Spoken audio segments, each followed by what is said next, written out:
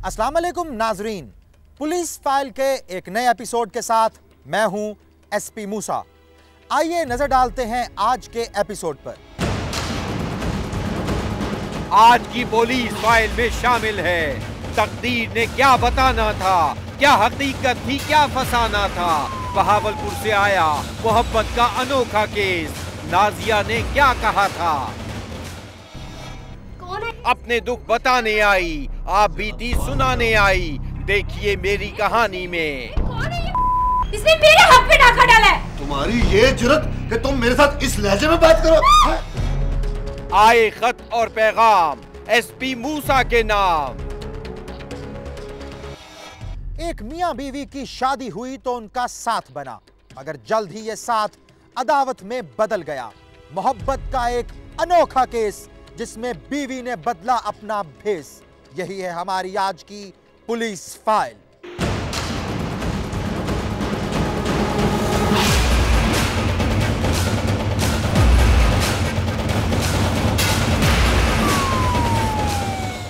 बहावलपुर, जो कभी रियासत बहावलपुर कहलाता था, लाहौर से कराची आते हुए मेन रेलवे लाइन पर वाक़े है। पाकिस्तान की आज़ादी के बाद इस रियासत के वाली नवाब सर मोहम्मद सादिक हुसैन की रजामंदी से ये रियासत बहावलपुर पाकिस्तान का हिस्सा बना दी गई। इस रियासत के उस वक्त के नवाब सर मोहम्मद सादिक हुसैन की तालीम और पाकिस्तान से वालिहाना मोहब्बत के किस्से आज भी ज़बान ज़दे आम हैं। पाकिस्तान की आज़ादी के वक्त इस इलाके में इंडिया से हिजरत करके आने वाले बेशुमार खानदान आबाद हैं। ऐसा ही एक खानदान बहावलपुर बाईपास के करीब थाना सदर की हुदूद में वाक़े मोहल्ला फारूकाबाद में रहता है। इस खानदान की सरबराह फजरी बीबी है। उसके एक छोटे बेटे के अलावा तमाम बच्चे बच्चियां शादीशुदा हैं। फजरी बीबी के सर पर शौहर का साया नहीं है, इसीलिए वो अपने बेटे मुख्तार के साथ उसके घर में रहती है। मोहम्मद मुख्तार की शादी अब से 8 बरस पहले उसके बड़े भाई की साली की बेटी नाजिया से हुई थी। ये तस्वीर शादी के कुछ अरसे बाद की है।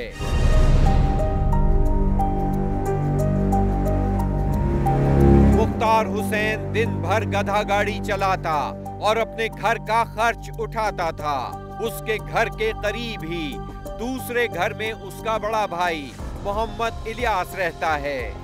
वो दिल का मरीज है, मगर घर की गाड़ी चलाने के लिए मेहनत मजदूरी करता है। उसका एक ही बेटा है इरफान, जो अपने माँ बाप का वाहिद सहारा था, जिस पर उनकी तमाम उम्मीदें कायम थी।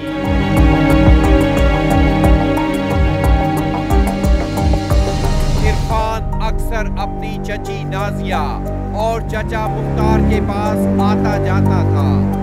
उन तमाम में खूब हंसी मजाक होता। यूं ये घर प्यार और मोहब्बत का एक नमूना था।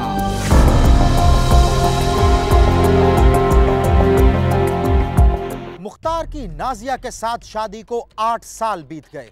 इसी दौरान उनके यहाँ 5 बच्चे पैदा हुए, जिनमें 4 बेटे और 1 बेटी थी।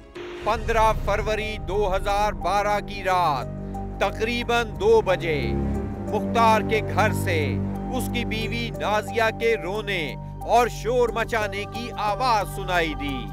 करीबी मोहल्लेदारों ने रात के पिछले पहर शोर सुना तो फौरन मुख्तार के घर की तरफ लपके।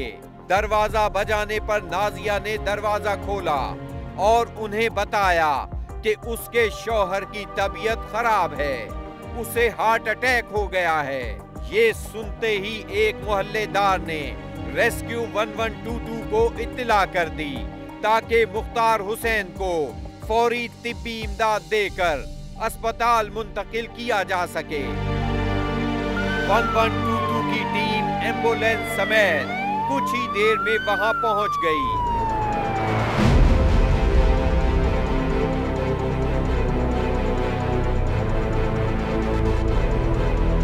1122 1122 की आने वाली टीम ने मुख्तार हुसैन का चेकअप करने के बाद बताया कि वो इस दुनिया से रुखसत हो चुका है, इसलिए अब उसे किसी तिब्बी इमदाद की जरूरत नहीं। ये सुनते ही नाजिया की हालत गैर हो गई, जिसे बड़ी मुश्किल से संभाला गया। यूं उसी रोज 15 और 16 फरवरी की दरमियानी शब मुख्तार हुसैन के बड़े भाई मोहम्मद इलियास ने अपने बेटे इरफान के साथ मिलकर अपने भाई मुख्तार के कफन दफन का बंदोबस्त किया। उन्होंने सुबह सवेरे 6 बजे बरादरी के साबिक काउंसलर अब्दुल हमीद शाह, नाजिया के वालिदैन और बरादरी के चंद अफराद को जमा करके मुख्तार हुसैन को खामोशी से करीबी कब्रिस्तान में दफन कर दिया।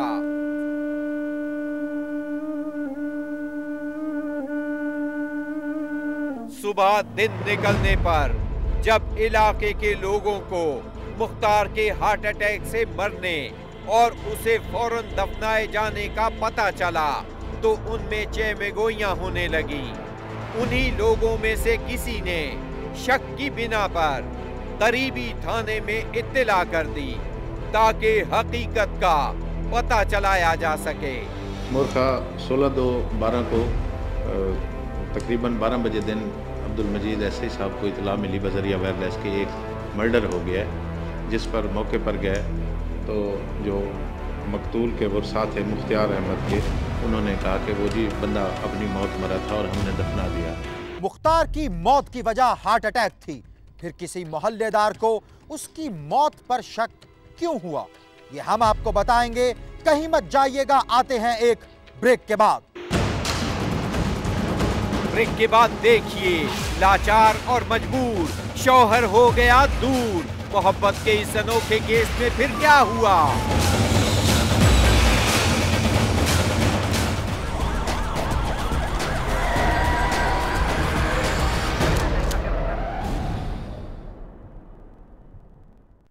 अहले इलाका के लिए मुख्तार हुसैन की मौत एक मुअम्मा बन गई, जिसकी वजह सिर्फ ये थी कि इन इलाकों की रिवायात के मुताबिक मुख्तार के जनाजे का ऐलान मस्जिद में नहीं किया गया था। पुलिस को शिकायत की गई। मुख्तार हुसैन के घर आने पर उन्हें उसके कत्ल किए जाने का कोई भी सुराग नहीं मिला, इसीलिए पुलिस वापस चली गई। इस वाकये के 3 दिन बाद 19 फरवरी 2012 की शाम मुख्तार हुसैन की खूबरू बेवा नाजिया बिना किसी को बताए अपने बच्चों को लेकर घर से निकल पड़ी। उसकी मंजिल क्या थी, इसका सिर्फ उसे ही मालूम था। आखिरकार चलते चलते नाजिया थाना सदर बहावलपुर पहुंच गई, जहां उसने पुलिस के सामने इंकिशाफ किया 3 दिन पहले उसके शौहर मुख्तार हुसैन की मौत दिल के दौरे से नहीं बल्कि गला दबाने से हुई है, और ये कत्ल उसने मकतूल शौहर के भतीजे इरफान और उसके दोस्त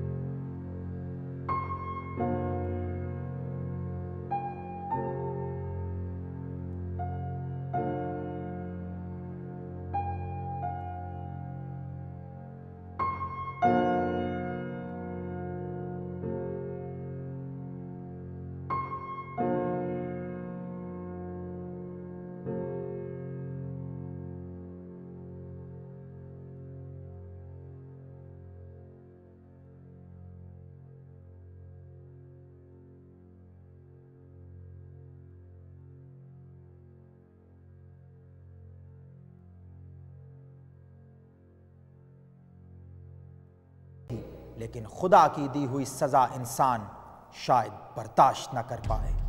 अगर आपके आसपास भी कोई ऐसा ही वाकया हो रहा है या आप खुद किरदार हैं किसी ऐसी कहानी के, तो खामोश मत रहिए, बोलिए, अपनी कहानी सुनाएं, एसपी मूसा को बताएं। हमें एसएमएस करें, PF लिखकर स्पेस दें, अपना पैगाम लिखें और 3031 पर हमें भेज दें, या हमें ईमेल करें। हमारा एड्रेस है policeFile@dunianews.tv। आप हमें खत भी लिख सकते हैं। हमारा पता है programme police file, PO box number 500 Lahore. Break के बाद देखिए आए खत और पैगाम एसपी मूसा के नाम।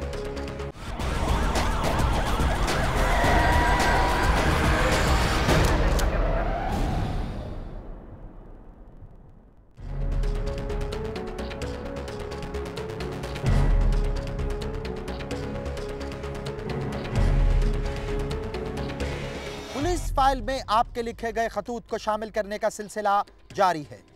ये खत हमें लिखा है एक दुखी और मजलूम इंसान ने। क्या लिखा है इस खत में, आइए देखते हैं। मैं मोहम्मद अशरफ वल्द मोहम्मद इब्राहिम, कौम अराई, तख्त हज़ारा, ज़िला सरगोदा का रिहायशी हूँ। मैं इस्लामाबाद में मुलाजमत करता और घर की गाड़ी चलाता हूँ। मेरा छोटा भाई मोहम्मद अरशद, जो कि सोशल सिक्योरिटी हस्पताल बुच्चा कलां, ज़िला सरगोदा में बतौर डिस्पेंसर खिदमात अंजाम दे रहा था। शाम को गांव में एक मेडिकल स्टोर भी चलाता था। मोरखा 23 मई 2011 की शाम तकरीबन 7:30 बजे जब वो अपने स्टोर पर मौजूद था, 3 नामालूम अफराद जिन्होंने चादरें ली हुई थीं अंधाधुंध फायरिंग करके शदीद ज़ख्मी कर दिया और फ़रार हो गए, जो कि ज़ख्मों की ताब ना लाते हुए हस्पताल पहुंचने से पहले ही जाँ बहक हो गया। हमारे भाई अल-उमैर अख्तर साकी की दरख्वास्त पर नामालूम मुल्ज़िमान के ख़िलाफ़ थाना मिड रांझा सरगोदा में FIR नंबर 181 ज़ेर दफ़ा 302/34 मोरखा 24 मई 2011 को दर्ज कर लिया गया, मगर अभी तक पुलिस थाना मिड रांझा की जानिब से कोई पेशरफ्त हुई न पुलिस ताहाल मुल्ज़िमान का सुराग लगाने में कामयाब हो सकी है। हमारा भाई मोहम्मद अरशद शादीशुदा 4 बच्चों का बाप, इंतहाई नेक और खुदा तर्स इंसान था, जिसे बग़ैर किसी वजह के कत्ल कर दिया गया। आला अफसरान से दरख्वास्त है कि मुल्ज़िमान का सुराग लगाकर इन्हें करार वाकई सज़ा दिलाई जाए, या फिर खुदा के लिए हमें कोई ऐसी जगह बता दी जाए जहां से हमें इंसाफ मिल सके। एसपी मूसा आला हुक्काम से अपील करता है कि कानून के मुताबिक कार्रवाई करते हुए इस मजलूम को इंसाफ दिया जाए। अगर आपके साथ भी हुई है कोई नाइंसाफी या आप गवाह हैं किसी जुर्म के, तो खामोश मत रहिए, बोलिए, अपनी कहानी सुनाएं, एसपी मूसा को बताएं। हमें एसएमएस करें, PF लिखकर स्पेस दें, अपना पैगाम लिखें और 3031 पर हमें भेज दें, या हमें ईमेल करें। हमारा एड्रेस है policeFile@dunianews.tv। आप हमें खत भी लिख सकते हैं। हमारा पता है programme police file, PO box number 500 Lahore. अपना और अपने इर्द गिर्द रहने वालों का ख्याल रखिएगा। खुश रहिए और महफूज रहिए। आपसे मुलाकात होगी पुलिस फाइल के अगले एपिसोड में। तब तक के लिए एसपी मूसा और उसकी इन्वेस्टिगेशन टीम को इजाजत दीजिए। खुदा हाफिज।